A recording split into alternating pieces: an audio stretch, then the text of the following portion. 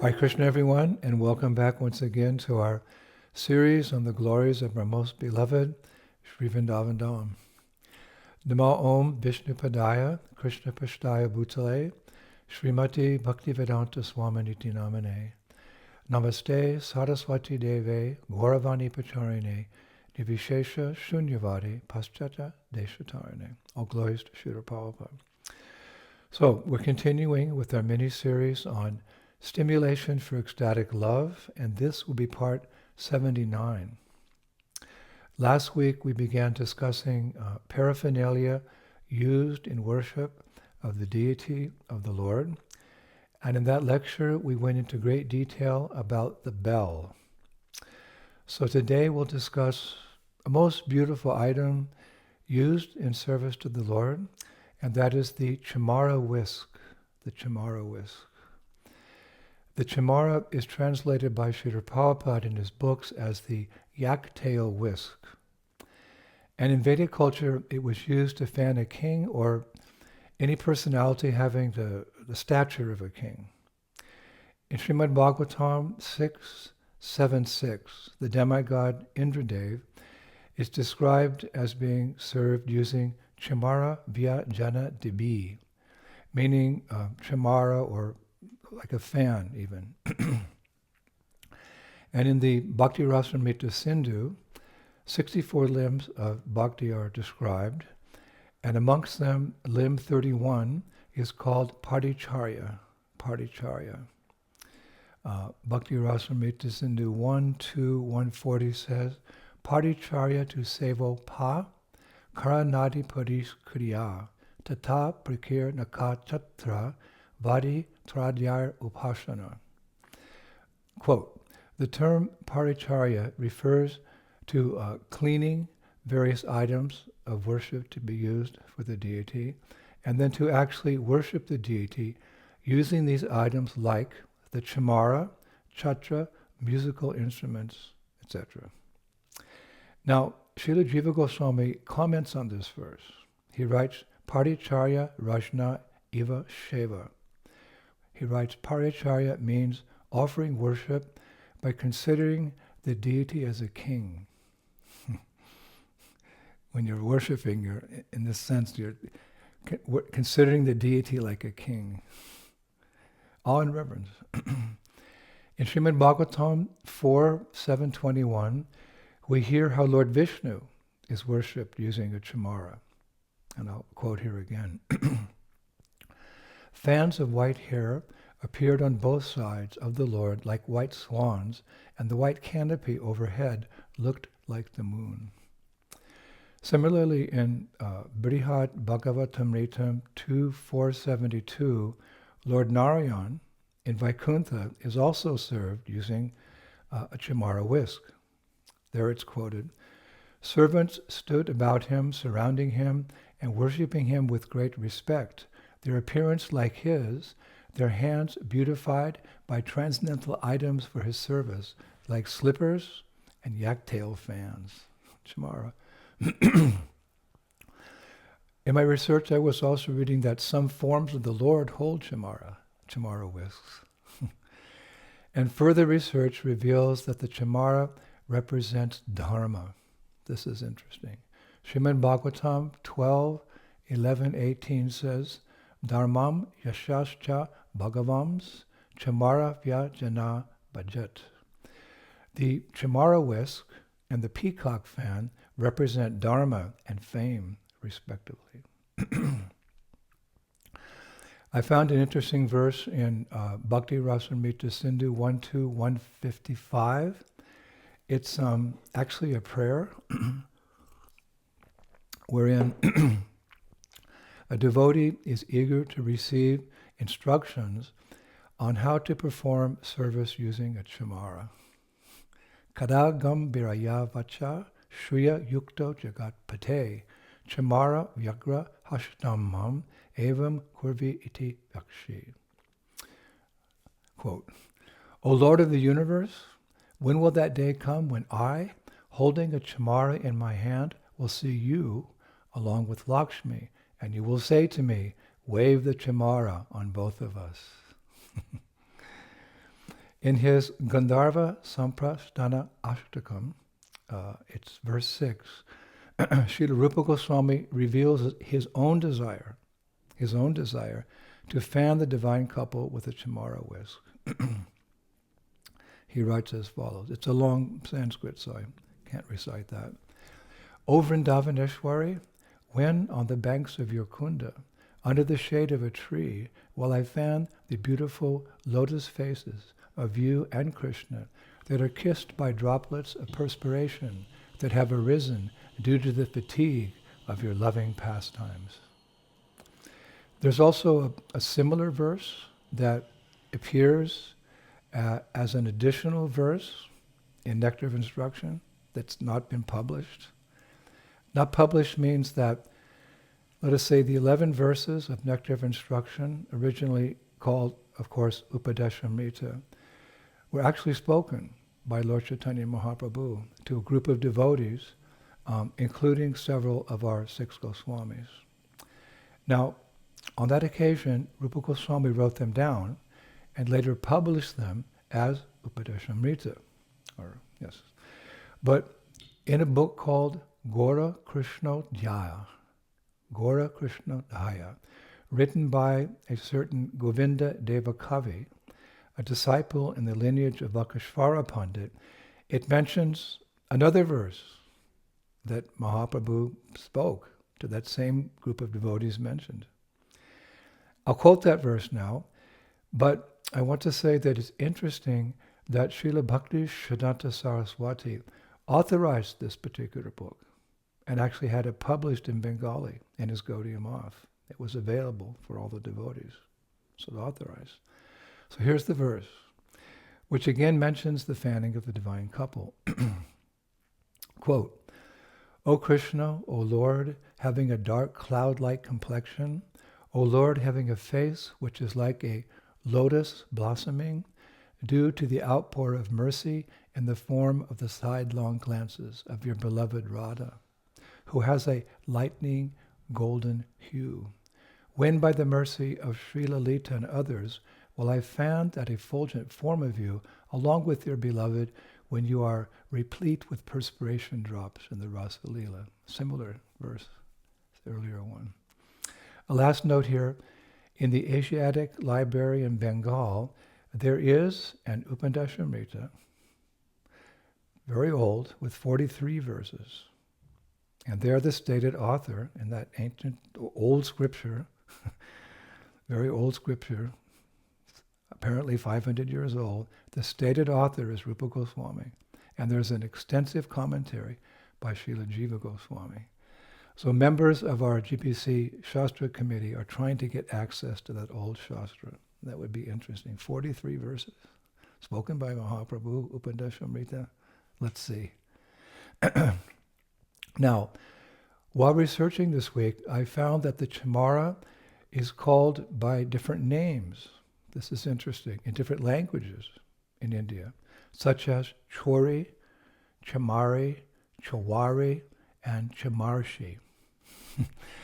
So the Chamara, or the yak-tail whisk, as Srila Prabhupada often refers to it in Srimad Bhagavatam and Chaitanya Charitamrita, is actually the tail of the yak, a species of oxen which roam the Himalayan mountain range.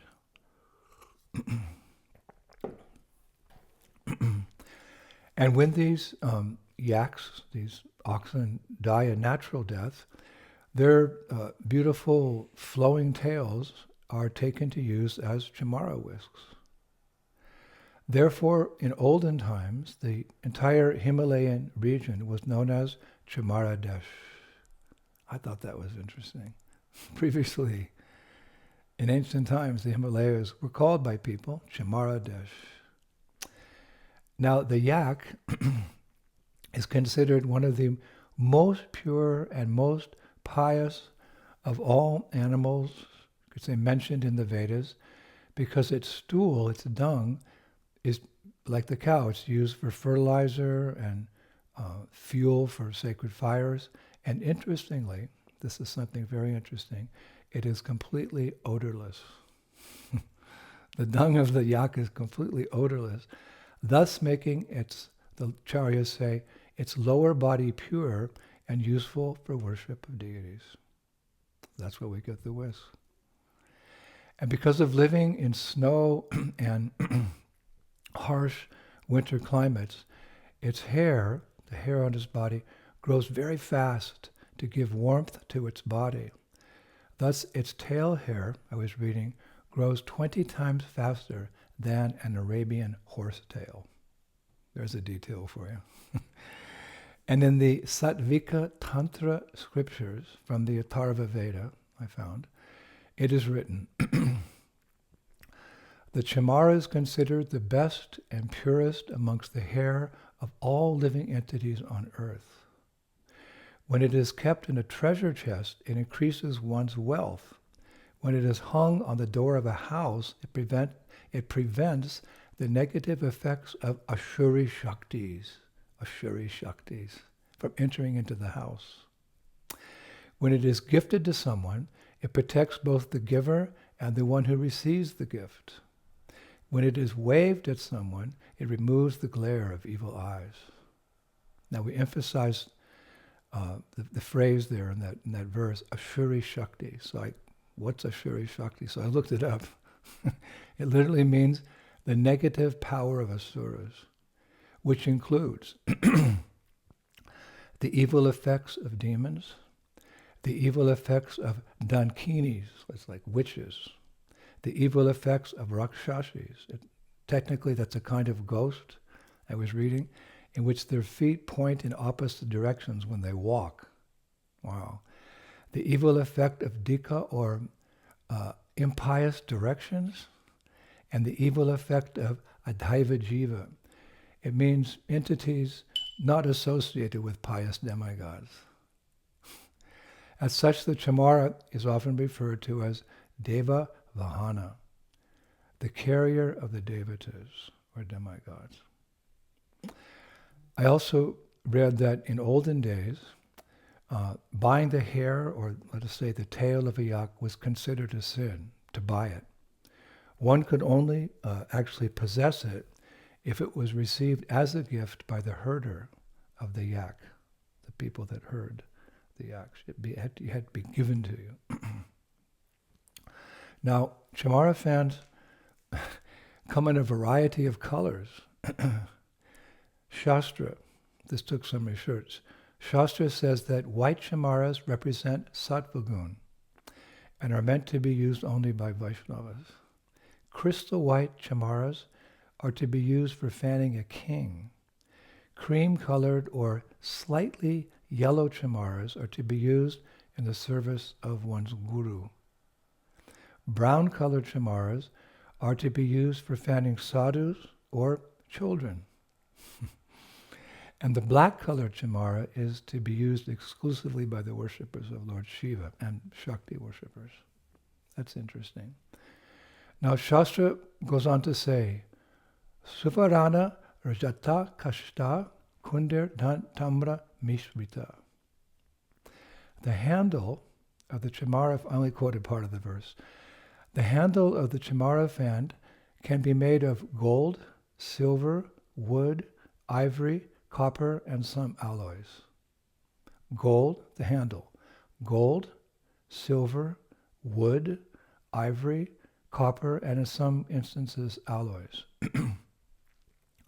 Now, in the Padma Samhita, it's written that for a king of 5 villages, who's known as Raj, a wooden handle of a chamara should be used. A king who rules over 10 villages should be worshipped by a chamara with a copper handle. A king who rules over 10 other kings, he's called Adiraj, should be worshipped with a chamara with a silver handle. And a king who rules over 10 Adirajas, he's known as a Samarata, should be worshipped with a chamara with an ivory handle. And a king who rules over 10 Samaratas, he's known as a Chakravati Maharaj.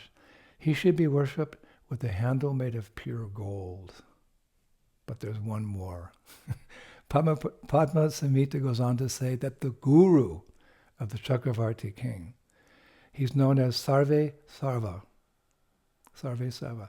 He should be worshipped with a chamara with a 9-gem studded gold handle. Not just a gold handle, but the guru. 9-gem studded gold handle of the king. And I read elsewhere that Gaudiya Vaishnavas are meant to worship Sri Chaitanya Mahaprabhu with a white chamara fitted with a silver handle. That's for us. I also found an interesting fact in history that in days of yore, in Bharat, in India, a chamara fan or whisk was used whenever and wherever a king walked, sat down, traveled, or even sat down to eat. He was constantly being fanned. And during those times, on those occasions, 2 beautiful ladies always followed the king from behind and fanned him with the chamara whisk. And these women were known as Deva Yakshinis or Vishkanyas. This is interesting. They were extremely beautiful, unmarried teenage girls who from childhood were given small amounts of poison to ingest from poisonous trees, poisonous snakes, and poisonous herbs. And by ingesting these poisons very slowly over years, over a long period of time, they would become immune to their effects. They would become immune. Poison, but little bit, they'd be full of poison, but they were immune to the poison. And when required, their respective kings would send them to rival kings or their enemies to kill them with their poisonous bites. Somehow these girls would come close to the king, whatever, and then at an intimate moment they'd bite the king, and the king would die from the poison in their bodies. And it's interesting that it said that the chamara whisk, this is why I'm getting to this, the chamara whisk had the ability to counteract the poisonous effect of such a bite from a Vishkanya girl. It's there in Shastra. The chamara fan had the ability to counteract in days of yore the bite from one of these poisonous girls. Therefore, the tradition was that these Vishkanyas, they were the girls who followed the kings wherever they went, waving chamaras in case, and another poisonous girl came and bit their king. They were the ones waving the chamaras. And because of its fame in diluting the effects of poison, as well as protecting royalty from evil eyes, what to speak of being used in fanning kings and queens and royal celebrations, whenever the hairs of a chamara fell to the ground in the palace, due to combing it or washing it or even just using the chamara, servants cleaning the floors in the palace would take those strands of hair and present them to goldsmiths who would give them small amounts of gold in return. What a culture. Such an interesting peek into days gone by. Now a poet from the Nimbarka Sampradaya has given us another interesting glimpse into history. His name was Chandrasekhar. In one of his poems, he writes how chamaras were used previously in the Ratha Yatra parades in Jagannath Puri. He was a witness. I found this. It's interesting. This poet writes, "The Lord of the universe, Jagannath, is coming towards his chariot, leaving his palace, his temple, behind, sometimes crawling, sometimes laughing, sometimes dancing, sometimes crying in ecstasy. He comes out of his palace to be with his devotees. Infinite hands are raised in the sky, all holding chamaras, fanning Lord Jagannath together to the beats and jingling sounds of bells. These heavy, waving chamaras look like the dancing of lions in the forest. Devotees who are unable to see him from afar, upon seeing these waving chamaras, all fall down on the pavement to offer their respects to the Lord. Attached by 4 horses, the chariot is now running towards Vrindavan, carrying the Lord with him.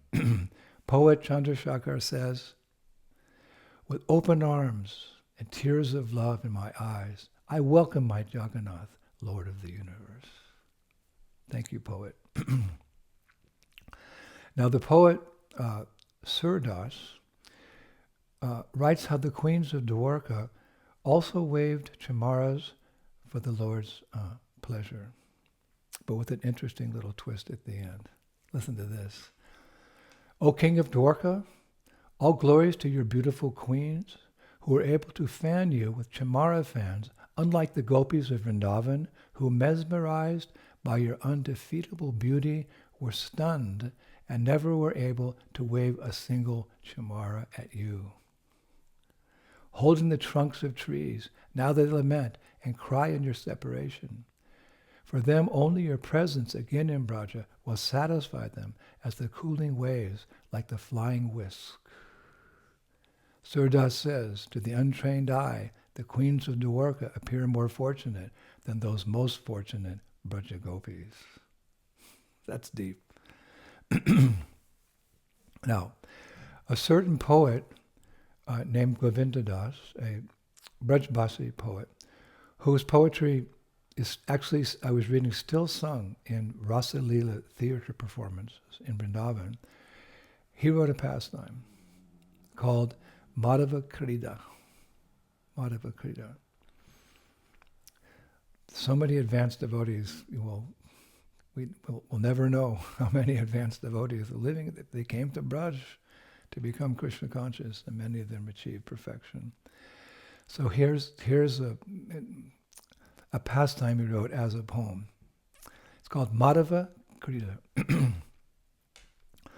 Once Krishna said to Balaram, "O Lord of cows, why are you always drinking nectar from a golden cup?" So Balaram replied, "Krishna, because I'm king of Braj, therefore I hold a golden cup as a victory sign in my left hand and bless everyone with my right hand up in the sky." So Krishna said, "Oh, I see, my brother. Then we should announce you as the king of Braj and not that Abhimanyu, the so-called husband of Sri Radha. Because she is the queen of Braj, people assume he's the king of Braj." So at that point, Madhu Mangal spoke up. He said, funny Brahmin boy, "Yes, I agree. We should organize a wrestling competition between you, Balaram, and Abhimanyu. Whoever wins will become the king of Braj, and the cowherd boys will always roam with him, waving chamara whisks while uttering mantras from the Rig Veda." So within no time, this wrestling match was organized, and as Balaram and Abhimanyu got ready, the whole of Braj, naturally, came to watch the fun. And within moments, Balaram and Abhimanyu were holding each other's shoulders, like how wrestlers do, as the cowherd boys shouted, "Jai Balaram, Jai Dauji. Jai Balaram, Jai Dauji. Jai Balaram, Jai Dauji."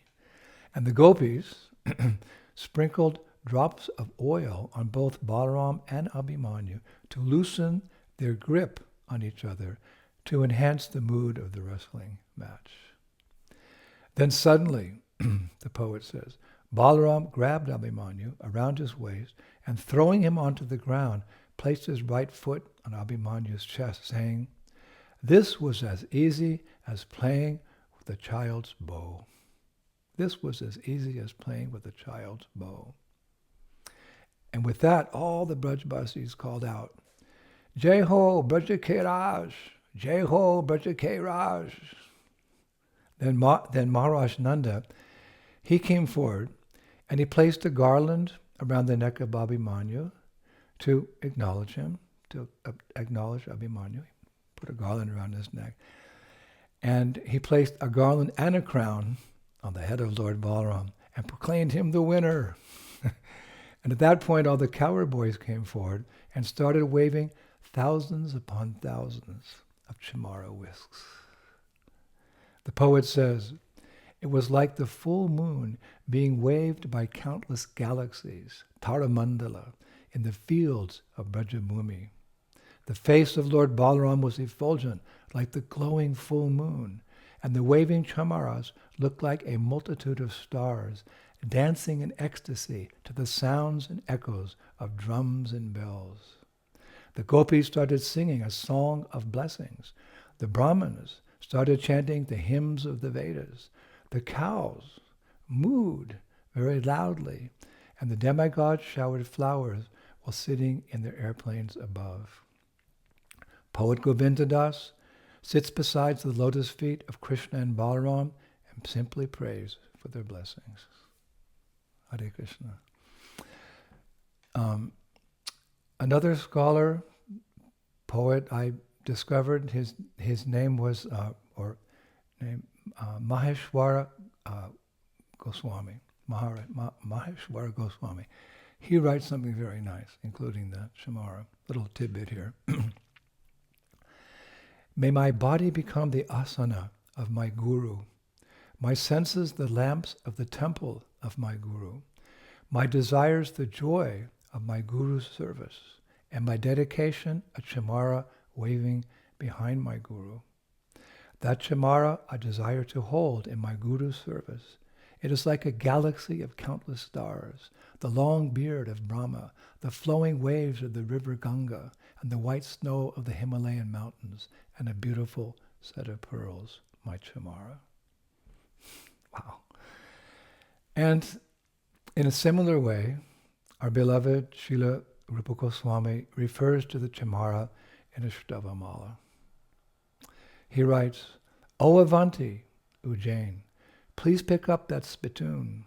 O Mayapuri, the magical city of Indra, you can fan with the yak tail. O Kanchi, you hold up the umbrella. O Kashi, Benares, you keep the slippers ready. O Ayodhya, you do not have to be afraid anymore. O Dwarka, you may stop singing your eulogies because Lord Krishna's queen, Mathura Devi, is pleased with all of you who are ultimately her maidservants. Hare Krishna. A lot of nectar today. So finally we'll finish today with a small but significant, important mention of the Chamara Yaktail whisk as a mark on the transcendental body of Vrindavan's queen, Srimati Radharani. It's from Jivadharma in the section called Madhurya Rasa, Part 3, by Srila Bhaktivinoda Thakur. In this section, he is describing a number of auspicious signs on her transcendental body. This is from just one paragraph of many in that section. Upon the palm of her right hand, there are the same 3 prominent lines as on her left palm, plus a conch shell on each fingertip, a yaktail chamara fan below her index finger, and a goad, a palace, a kettle drum, a lightning bolt, a pair of carts, a bow, a sword, and finally a water pot with a spout below her little finger. Vrindavaneshwari Srimati Radharani Ki. Hare Krishna Prabhus. Thank you so much. We've got lots more paraphernalia to research and to describe and relish, and hoping to develop some spontaneous love for the divine couple. All glories to Srila Prabhupada. See you next Friday. Shri Shri Gauranitai Ki, Shri Shri Krishna Balaram Ki, Shri Shri Radharashama Sundar Ki, Vrindavaneshwari Srimati Radharani Ki, Mayapur Dham Ki, Gauranitai Ki, Shri Krishna Sankirtan Yagya Ki, Nitai Gaur Pimanandi, Jai Jai Sri Sri Radhe Shan.